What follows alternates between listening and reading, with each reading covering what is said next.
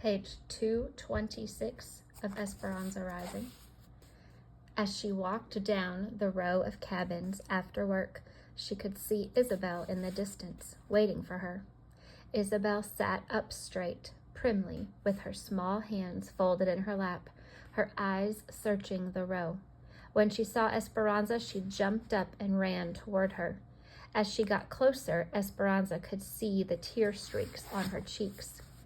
Isabel threw her arms around Esperanza's waist. "I did not win Queen of the May," she said, sobbing into the folds of her skirt. "I had the best grades, but the teacher said she chose on more than just grades." Esperanza wanted desperately to make it up to her. She picked her up and held her. "I'm sorry, Isabel. I'm so sorry that they did not choose you."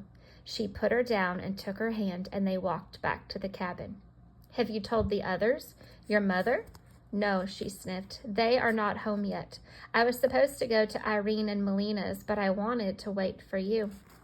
Page 227. Esperanza took her into the cabin and sat on the bed next to her. "Isabel, it does not matter who won. Yes, you would have made a beautiful queen, but that would have lasted for only one day. A day goes by fast, Isabel, and then it is over."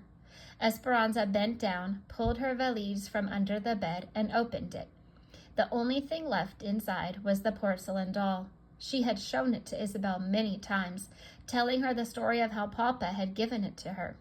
Although a little dusty, the doll still looked lovely, its eyes hopeful like Isabel's usually were.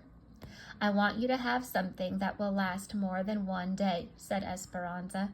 She lifted the doll from the valise and handed it to Isabel, "to keep as your own." Isabel's eyes widened. "Oh, no, Esperanza," she said, her voice still shaky and her face wet with tears. "Your papa gave her to you." Esperanza stroked Isabel's hair. "Do you think my papa would want her buried inside a valise all this time with no one playing with her? Look at her. She must be lonely. She is even getting dusty." Page 228. "And look at me. I am much too old for dolls. People would make fun of me if I carried her around, and you know how I hate it when people laugh at me.